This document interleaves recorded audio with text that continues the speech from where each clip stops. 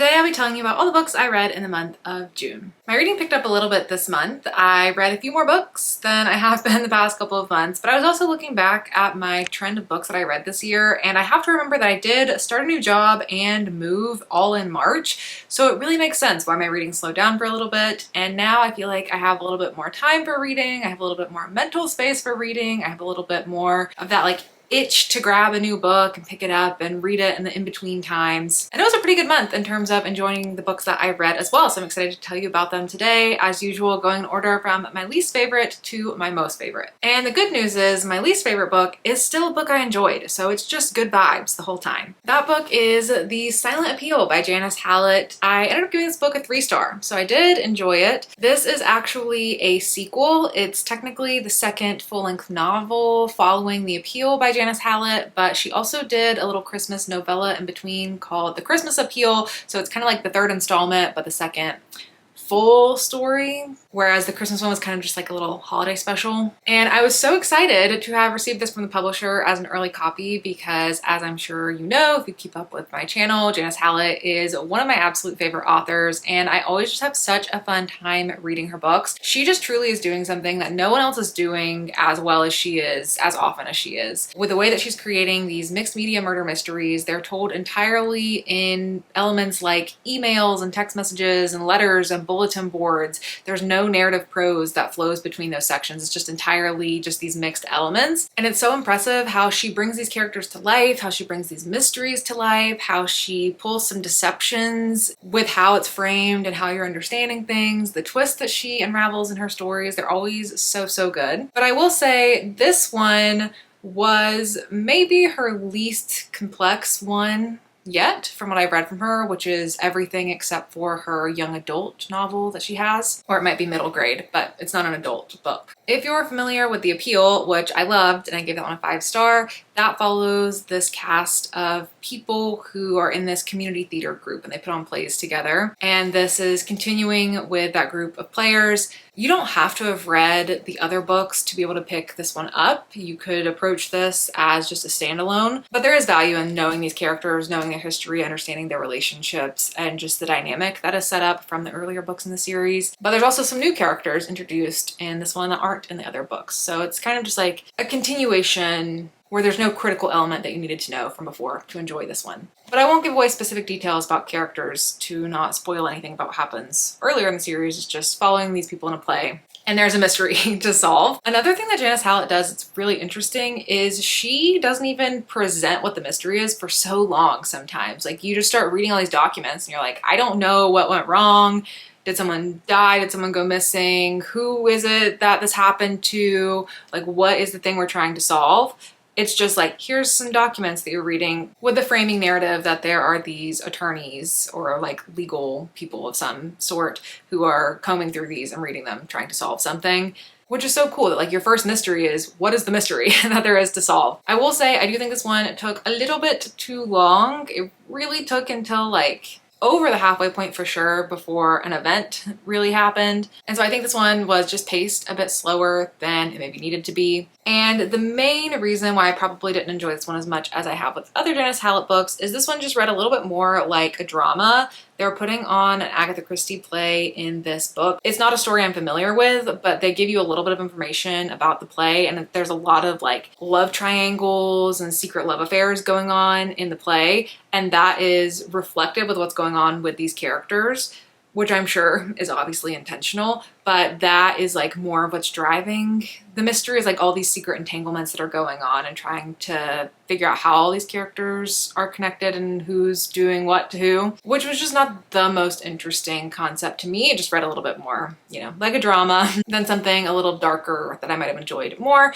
but I still flew through this. I read her books so fast. They're just so fun to get immersed in. I just always want to know what's going to happen and piece together all of these little emails and text messages and see how she's going to fool me, and she did give me some surprises in this one as well. So if you're also a fan of Janice Hallett, and if you have liked the Appeal series so far, I would definitely say pick it up. I would not start here if you have not read from Janice Hallett before, but I do think the Appeal is a good one to start with, or my favorite, The Mysterious Case of the Alberton Angels. When I go in order from my least favorite to my most favorite, I mostly just do groupings. So this next book, I also gave a 3-star, but I did enjoy it less than the Janice Hallett book, so I probably should have put it first. But anyway, that's Dungeon Crawler Carl by Matt Dinniman. This book has been all the buzz over the last year or so. I don't really know what caused it to explode the way it has, but so many people are reading Dungeon Crawler Carl. This is a lit RPG role player game series that is just so immensely popular. It just recently was announced that it's being adapted to a show on Peacock. If you've been in a bookstore in the last year, I'm sure you've seen these books at a table in the front. And this was my in-person book club pick for the month, so that's why I read it. And I probably would have picked it up anyway at some point because I do have FOMO. And when there's a book that's getting all the buzz, even if it's something that doesn't sound particularly interesting to me, I do want to check it out. I had an okay time with this. I will say it's definitely not my thing, and I'm not going to be continuing in the series.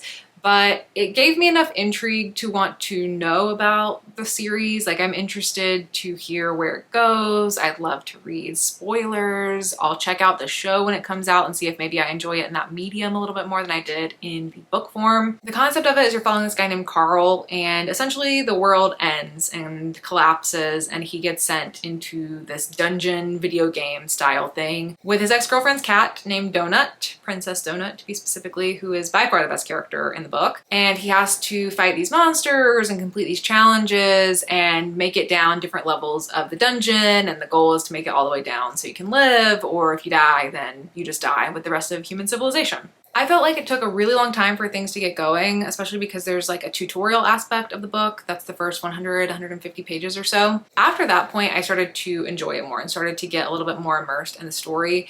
But the only thing to really say about this book is you'll either enjoy it or you won't. It'll either be your thing or it won't. And for me, it just wasn't necessarily my thing. I can appreciate why people enjoy it. It's certainly unique from other things that you read, but it is written in the style of a video game, and there's always like new achievement unlocked, or there's loot boxes that are found, and then descriptions read of what's in the loot boxes and the different special elements and tools and magic things that they acquire, and there's all these rules for how things work and who the monsters are and where the safe spaces are and all these things they have to do. I started to enjoy it more when it got into more of the world building aspect of it and started to like open all these questions about why this is happening, how this world works, what's going on between the different levels and the people who are involved, and everything's not as straightforward as it seemed. And that's when I started to get more interested, but I just could not imagine myself continuing in this book series because I really pushed myself to read this for the sake of getting it through it for my book club. I also did read it physically, and I've heard the audiobook is a great experience, but I believe it's an Audible exclusive and I don't have Audible. So I was stuck reading it physically. Maybe it would be better on an audiobook format. But yeah, that was my thoughts on Dungeon Crawler Carl. Glad I read it just to kind of know what's going on.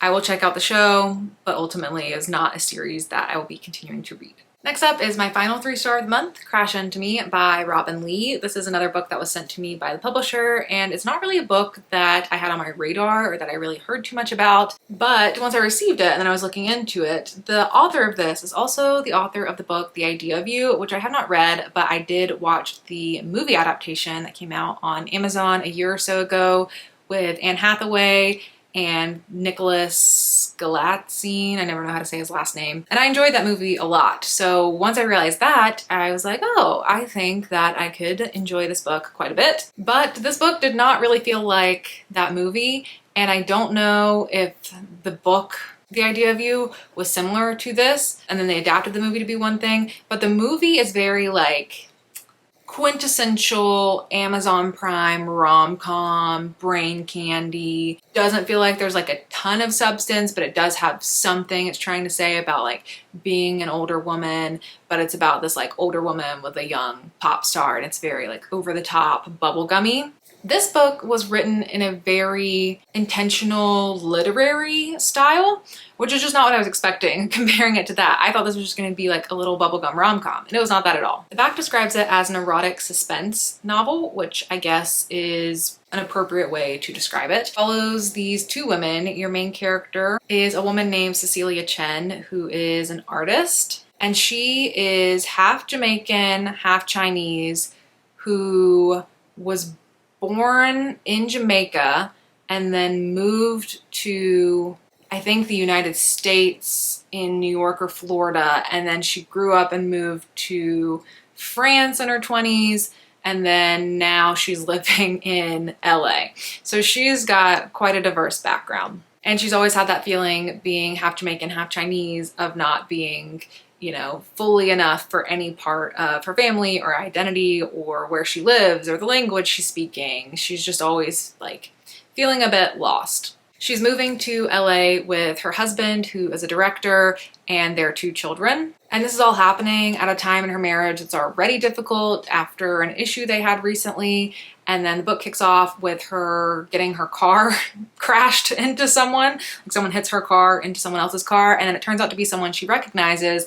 And it's this woman that she met on a photo shoot like 20 years ago, who's this model, and now she's living in LA too.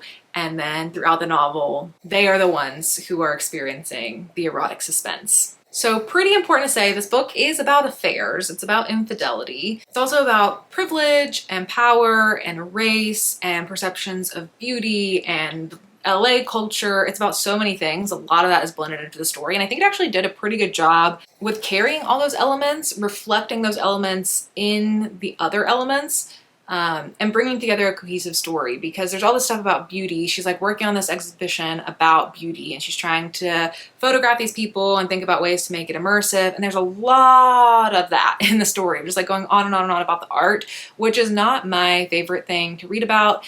And those parts I felt like were dragging a little bit, but when I was realizing how it was all connecting to her own perception of her own identity and this model who she's having this affair with, and this connecting event that happened to them 20 years ago, which you get flashbacks of and you start to understand more. And she's living in LA, where beauty is like the end all be all, like all people are thinking about in LA is beauty. Once you see how all those strings are connecting, then I was appreciating it more, what it was doing. But ultimately, the reason it got a 3-star is because it kind of left me with a feeling of incompleteness by the end. I really don't know how it could have ended any other way. I think that was really the only way for it to go. And the thing that it's saying by the end, I understood, but it just left me feeling a little like, huh, okay. I was looking at reviews of this book, and I saw a lot of people say they were DNFing this, which I understand how you could, because it feels pretty dense in the beginning. I also wonder if this is pretty different from The Idea of You, the book, and people's expectations were different for like just the tone of how it was written. If you thought you were getting a bubblegum romance, that's not what it is. But again, I don't know anything about that book. Maybe that book is the same style as this one. I also saw people unhappy about this being a story about infidelity, but like the book does not hide that. So if you don't like stories about infidelity, this is not going to be for you. I found it interesting. I think it could work really well on screen, especially with so much about it being visual, the visual arts and the concept of beauty. I think it would look really nice in an adaptation. And yeah, it was interesting. I think I would read from this author again, and I'm interested to just see how this book gets pushed, because it does say it has a pretty big marketing campaign going on behind it. It comes out in July, so I expect more people will be reading it soon, and I'm interested to see what more people think about it. Next up is a book that I gave a 3.5-star rating to, and that is Phoebe Berman's Gonna Lose It by Brooke Abrick. Brooke is a influencer personality. She has a podcast. I don't really know what else she does. I just see her on TikTok sometimes, or clips of her podcast. I think she's funny. I think she's relatable.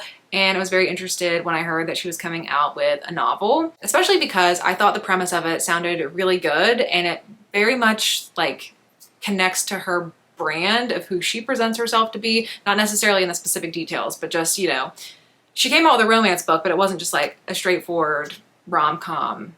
It's kind of like a quirky girl rom-com.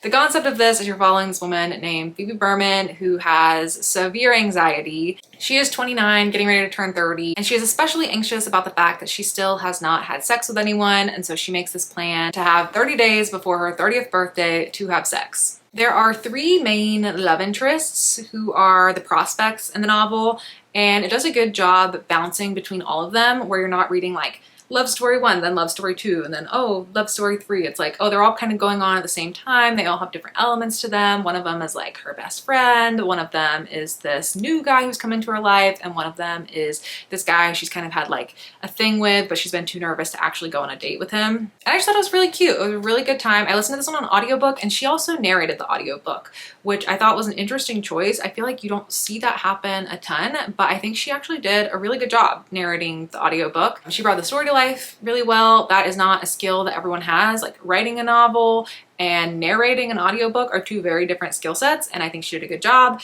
which, I mean, she does podcasts for a living, so maybe that helps with some of her like voice entertainment skills. But yeah, that was a good time. I like Phoebe as a character. I liked that it was just a little bit different from a typical rom-com. I really enjoyed the friendship elements in the story as well. I feel like lately I've really been enjoying stories in books and movies and TV shows that are just like people in their 20s being messy together, like the TV show Adults, and I watched Girls for the first time. I've just been enjoying that kind of stuff a lot recently, and this is kind of like that, but in a, I'm looking for the right word. It's like, it's not naive or innocent or wholesome. Like that kind of makes it seem like having a life where you are having sex with people is like bad or wrong. So I don't want to use that word. It just had its own style. It was just a fresh take on it that I enjoyed, and I think she ended up getting a second book deal. So I'm interested to see what she'll come out with next, because this was pretty good for a debut. My next book was a 4-star read, and if when I was talking about Crash Into Me, you were like, that sounds kind of interesting, maybe I could be into that, but something about it needs to be a little bit different for me. But I like the general idea of like the themes and the exploration and the vibes of that book, then I would recommend checking out The Plans I Have For You by Lai Sanders. This one I enjoyed a bit more, and this one is a bit different, but it also covers a lot of similar themes, which I didn't even realize until I was just sitting down to make this video, and then I was like, huh, this is really connected to that book too, but does things a little bit different that I enjoyed a little bit more in this book. This was also sent to me by the publisher, and it was also a book that wasn't really on my radar. I guess that was also kind of something I was doing this month, was taking some chances with some books that I received, and it ended up working out. In this book, you're following a woman named Shelley, who is a Chinese-American woman who was living in New York and seemed to have the all-American dream put together. She was going to law school, she was successful, everything was going great for her, until she had a crash out moment on the subway and a video of her went viral, and she ended up having to drop out of law school, and she lost all these things that were going for her, and now she has moved back with her mom in Florida, working at a little motel right outside of Disney World. One day, this woman arrives with her family to the motel named Sophia, and she approaches Shelley and tells her that she can help her get revenge. And the book follows their unhinged relationship from that point forward. It's kind of a revenge thriller. It has a very literary feel to it. It was almost a horror book. It could have really leaned into that and gone that direction. But that's what I liked about this book, is it didn't feel like one thing. It didn't feel like it had this straightforward formula that it was following. It was like kind of Strangers on a Train-esque, where you're watching these two strangers come together. They're not necessarily enacting revenge for one another, but they're kind of like coming up with these plans together to just get darker and darker and more unhinged and toxic. It really propelled you through the story of like, where is this going to go? How are things going to work out? And it had so many interesting elements in it too. It does a really good job blending a lot of themes. There's a lot about the Chinese American immigrant experience specifically, a lot about power and privilege and race, and then a lot of themes around like rejection, ostracization, if that's the best way to say that word, othering, and also specifically this idea that like, you know, you think your life is together and you're doing all the right things, but all it takes is one moment for that all to fall apart. And it's really easy to get pushed to that point where the facade breaks and then you break, and the fallout of that and how you move forward from that. Also stuff about generational trauma and feminine rage and cancel culture. It just like really packs a lot in here and creates a really interesting story. And I think this is a debut novel as well.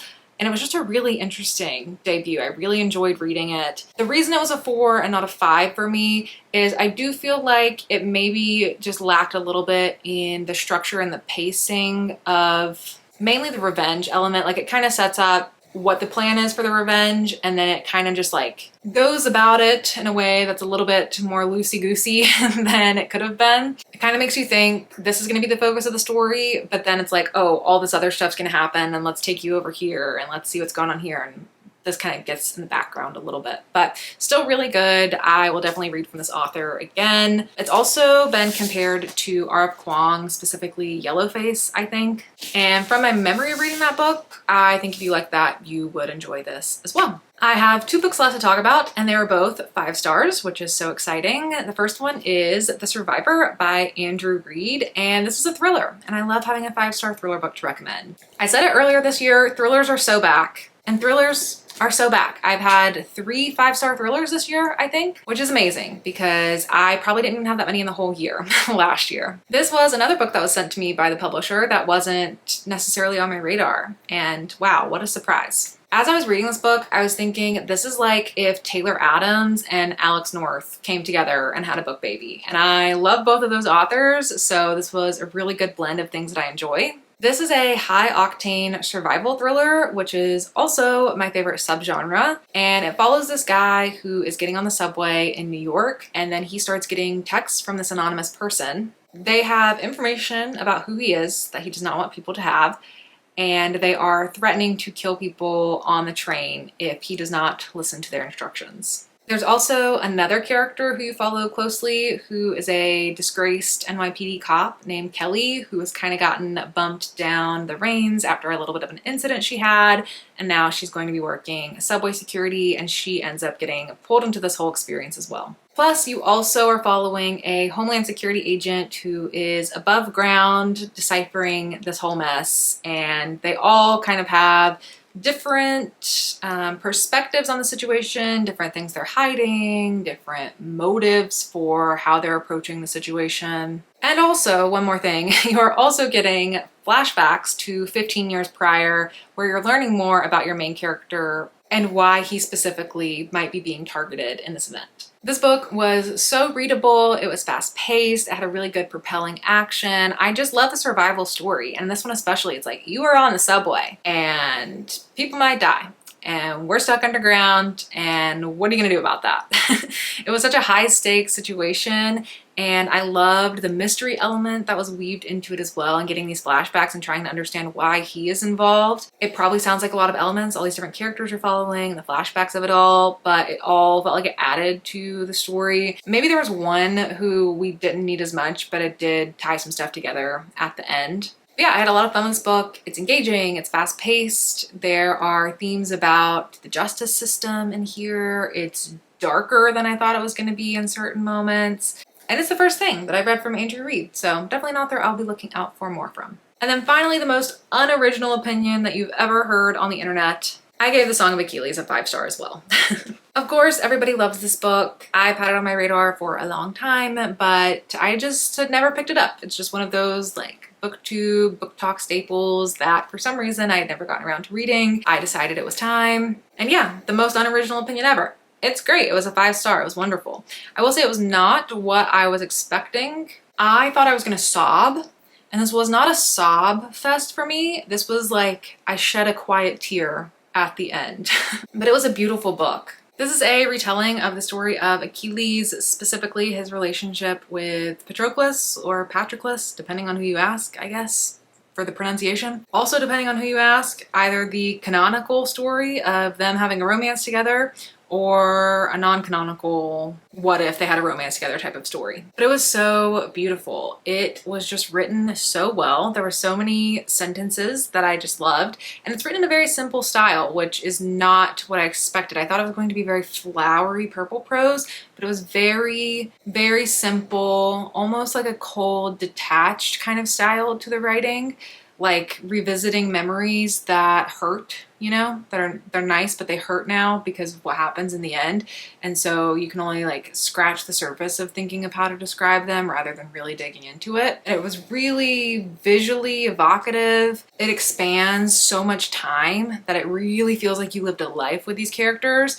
and there's a real inevitability of it all. One, if you just know the way the story is going to go from familiarity with mythology, but also in the way the story is foreshadowing itself and what it's ultimately leading to at the end. That just gives you the sense of melancholy throughout the whole story, even in the beautiful moments. It's just like, oh, but I know what's coming. And yeah, the end was just beautiful, the way it wrapped up, and shed that quiet tear, had that moment of catharsis, and I just really loved it. I feel like I lived lifetimes with these characters.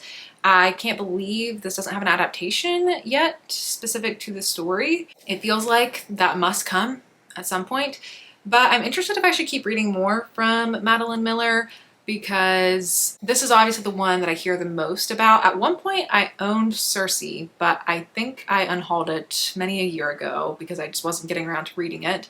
So if you've read this book and other Madeline Miller books, let me know what you think. Let me know if I should keep reading more stuff from her. I think she has a new short story coming out soon too. I think I just saw something about that. But if everyone else in the world hasn't convinced you to read this yet, let this be your sign. It's definitely worth reading. So that's it for all the books that I read in the month of June. Let me know down below in the comments if you read any of them and what you think about them, or let me know if I convinced you to pick any of them up. But that is it for me. Thank you so much for watching, and I'll see you all in my next video. Bye!